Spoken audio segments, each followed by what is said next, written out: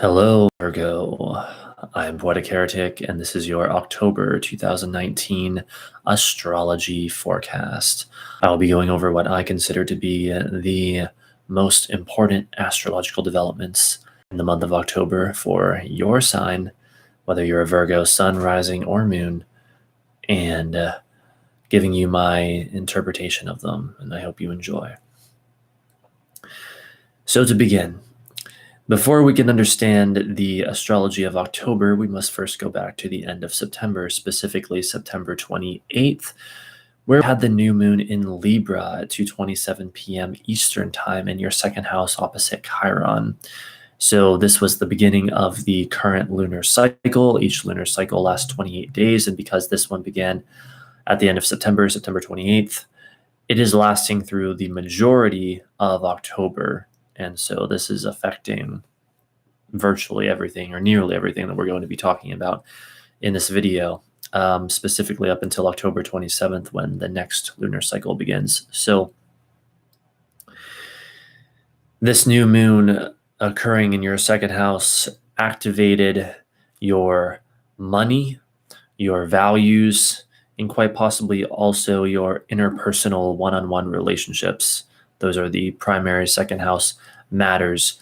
Those have been activated, so new beginnings in those areas, building up and stretching through almost all of October, as I mentioned, starting September 28th and then through the majority of October. Now, while that part of it is unique to you, Virgo, something that's affecting everyone with this new moon and was quite interesting is that it was opposite Chiron, wounded healer Chiron. And so we can expect this idea of the healing of wounds to be connected significantly to this new moon and this new moon energy that we have throughout the month as well, whether it's healing wounds in ourselves or in others, or healing wounds in others to heal the same kind of wounds in ourselves. That's the idea of Chiron in a rather very simplified sense. This idea of healing of wounds is definitely connected to this new moon. It's very interesting. So going into October itself, on October 3rd, we have Mercury leaving Libra and entering Scorpio at 4:14 a.m. Eastern Time. And thus it is going from your second to your third house. So the first 2 days of October, mainly, Mercury's finishing up its transit through your second house. So this isn't anything new. This is what you've been experiencing for weeks now, but it's your mind being very focused upon your finances. And Mercury in the second house can also be like, oh, you might think up ways to make more money and stuff like that. You'll think of your values being important to you in a very mental sense, and may even want to talk a lot about money as well. Mercury is very talkative Mercury. But on October 3rd, when Mercury enters your third house, now there's a shift in the energy and it becomes much more about communication. Mercury is right at home in the third house because they're both all about communication. So now, starting October 3rd, it's like, oh, you want to exchange your ideas a lot more with people and communicate in general a lot more. You'll have a lot more mental activity going. Like, things will likely seem even more fascinating in an intellectual sense than usual. So extremely talkative and also very, I would say, like, adept at talking, communicating, exchanging information, all of those third house things. Like, if you have to multitask and be like using your computer one moment and answering a phone call the next and like dealing with other things, especially third house things and any kind of communication, information exchange, if you have to multitask like that, doing those things all at once, you'll likely have far more ability to do so than usual. It's also a good placement for short distance travel. So trips around town and stuff like that. Once Mercury enters your third house, not only may may they become more common, but you will also be able to sort of be much more in the flow when you do them. They won't be problematic. They'll be um, things that you can work right into your schedule or your day as it is going. And again, that's October 3rd for the rest of the month. On October 4th, right after that, at 12:21 a.m. Eastern Time, the first minutes of October 4th, at least in Eastern Time, we have Mars leaving your sign of Virgo and entering Libra, thus going from your first to your second house. So for the first 3 days of October, as Mars finishes up its transit in your first house, Mars in your first house has you very assertive and very, very Mars like warrior Mars in a much more personal sense, because the first house is the house of self. So again, this part of things isn't news to you. This is what has been happening. I'm just saying Mars is finishing up its transit in those first 3 days in your first house. So you've been very much more assertive than usual and aggressive, and you can make things happen, and you're willing to fight for what is important to you personally and prioritize yourself and all that. That finishes up in the first 3 days of October. Then on October 4th, when Mars enters your second house, now it's like you're prioritizing your money, your finances. You're willing to fight for your values, for what is important to you in that sense. Mars in the second house, so what else can we say about that? You may have a lot of extra energy, or at the very least some extra energy, for making money and be willing to take action to make money and like know how to make things happen when it comes to your money, your financial life. There might be a bit of a risk of impulsivity, however, and that can also apply to like impulse buying, impulse spending. So you might want to be a little bit careful with that. Mars is very impulsive, so not a good time to make purchases without really thinking it through first and asking yourself if you really actually need such things, or if they're worth the price, if they're worth the money you have to spend. And so that, again, is beginning October 4th, all that Mars in your second house energy, and it goes for the rest of the month.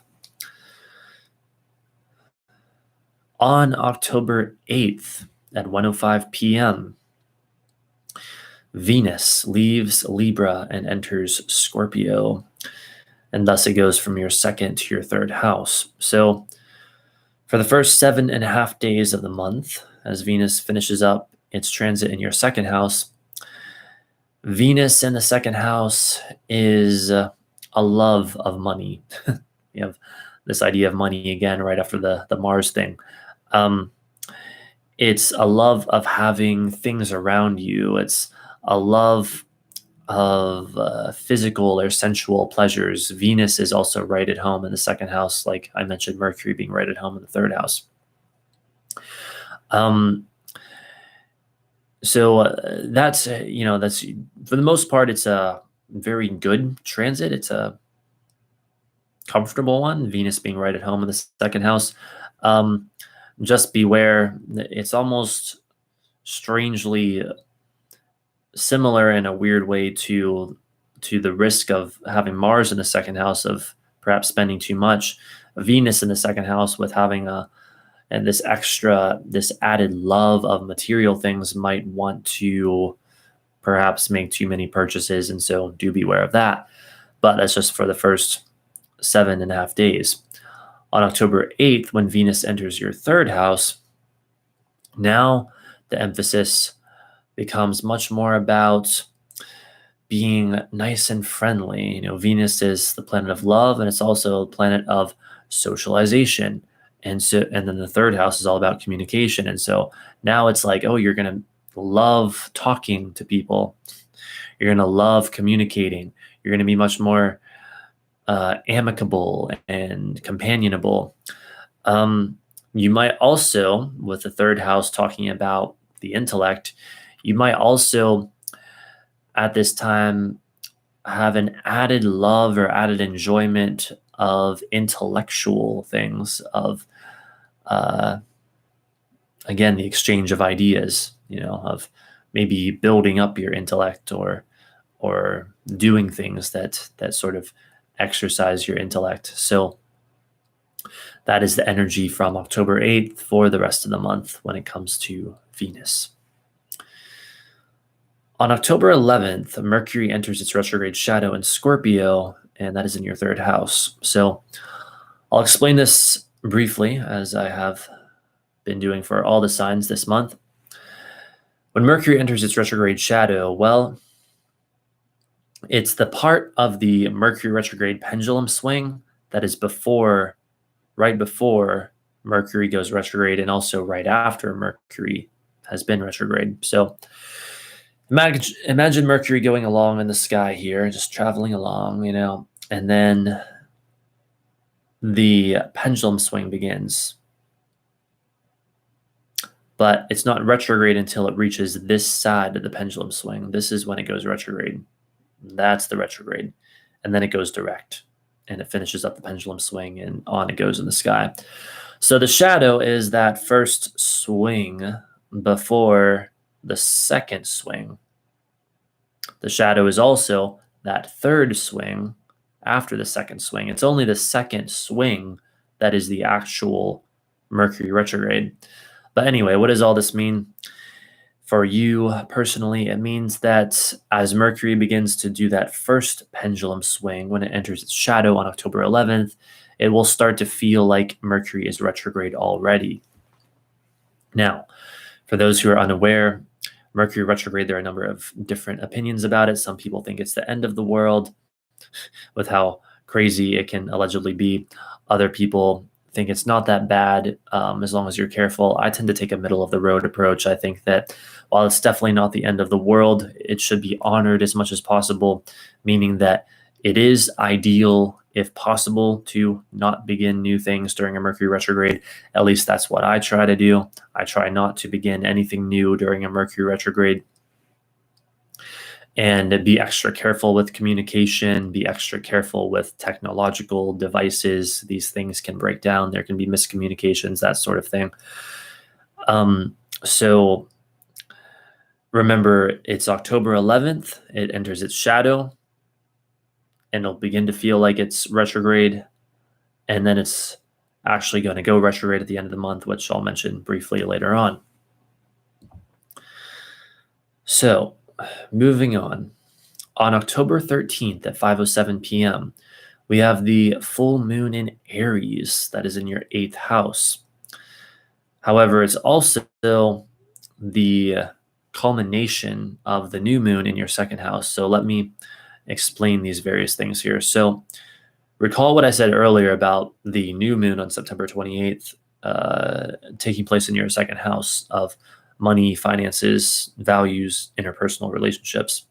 So the full moon is when the energy culminates. It's when things happen. It's when things come to a head. So all of that stuff involving your finances, especially, and possibly your values and interpersonal relationships, are going to come to a head on October 13th, on or around, but especially on, I would say, October 13th. So that's the 2nd house part of it. The full moon itself, being in Aries, is taking place in your 8th house. Now, the 8th house also talks about money, interestingly enough, but in this case, it's much more the idea of business and other people's money. And that's the term you hear all the time with the 8th house. So in a very simplified sense, you could say this full moon on the 13th is likely to be all about money for you, Virgo. It's going to be things happening involving money being more likely than anything else. However, the 8th house, let's talk about that a little bit more because there's a lot more to it than that. It's a very dark house. It's the house of secrets. It's the house of the unconscious. It's the house of sex, death, and taxes. It's a very intense house. Um, and it can also be a very emotional house, as I say, like the unconscious, like unconscious emotional issues. So those kinds of things might surface.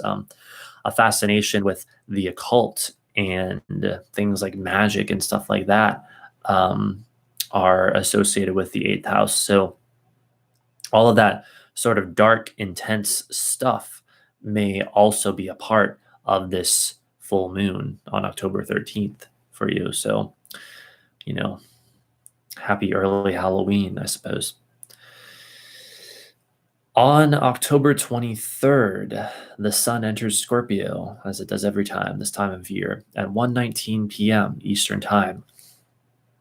Thus, it leaves your second house and enters your third house. So, this is kind of just building on this theme that is probably pretty obvious to you by now in this video of so much going from your second to your third house. The sun is emphasizing that further, adding its energy to it. The sun is the giver of life. It is our life force. It is our consciousness, our awareness. It is our sense of self. It is vitality. It vivifies things. It brings life to things. So up until the 23rd, as it continues transiting your second house, it's been bringing a lot of life to your finances and your values, especially, which is generally a very positive thing, or it's at the very least bringing stuff like that much more into awareness. And then as it enters your third house, just like this other stuff, emphasizing that now communication is brought into your awareness, and your intellect, your mind, mental activity, and short distance travel and exchange of various kinds. These things are activated as the sun enters your third house, October 23rd. On October 27th, we have the new moon in Scorpio at 11:38 p.m.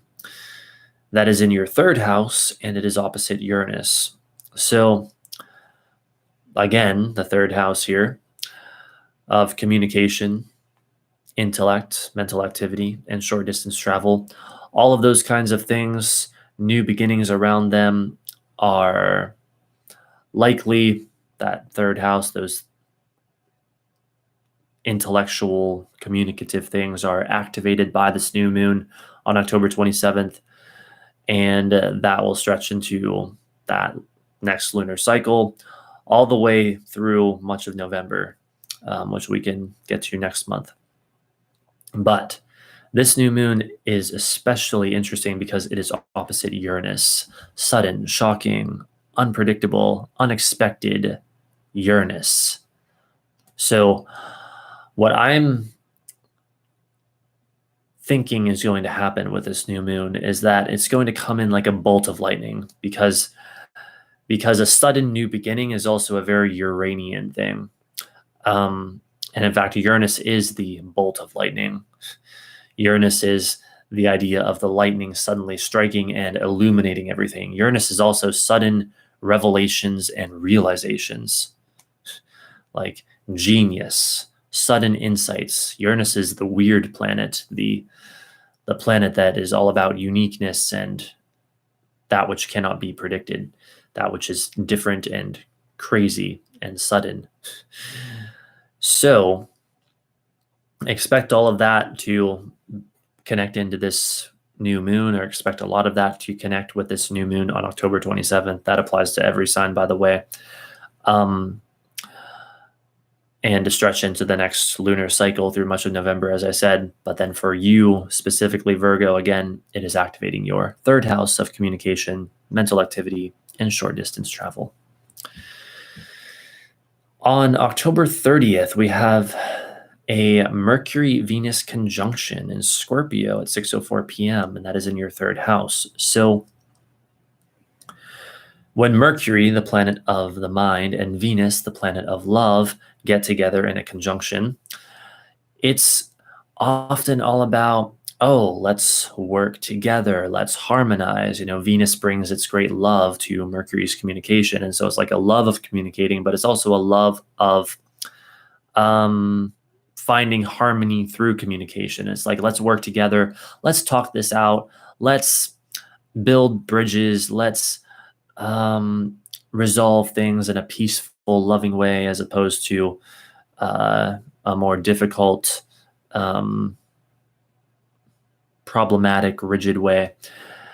Now, with this taking place in your third house, yet again, of communication and all that, the idea of communication is going to be emphasized a lot more, I would say, with this.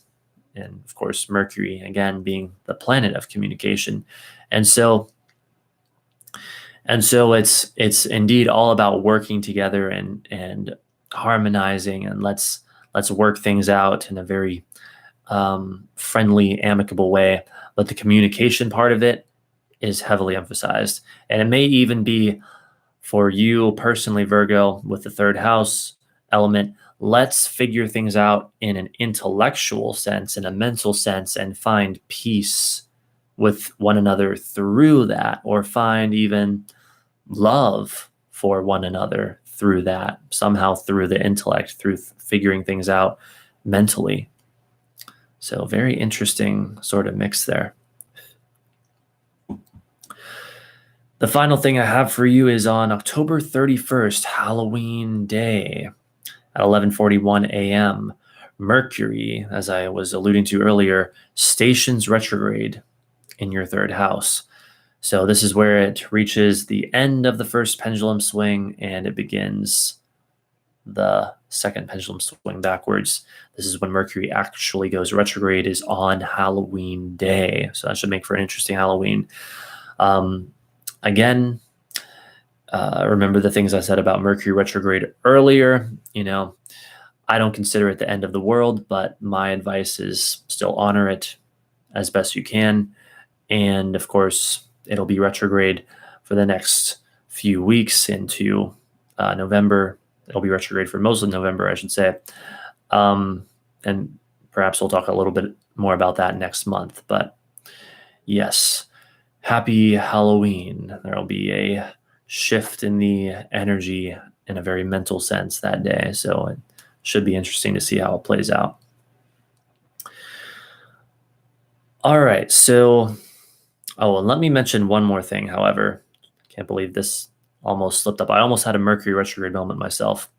It's just that the fact that Mercury is going retrograde in your third house, you can think of the retrograde as the signal of that planet being turned up, amplified, and thus all of that third house energy of communication and mental activity and exchange of information, ideas, short distance travel, all of that is going to be amped up essentially for the duration of the Mercury retrograde. That's the final thing I have to say about that. All right, so that's it, Virgo, for October. Hope you have a magnificent month indeed. I hope you enjoyed watching this forecast. If you did, feel free to subscribe if you're not subscribed already. I do indeed plan on coming back soon with more astrology and tarot related content, more astrology and tarot forecasts. And until then, again, I hope you have a delightful October and happy Halloween. And I do hope to see you next time. Bye for now.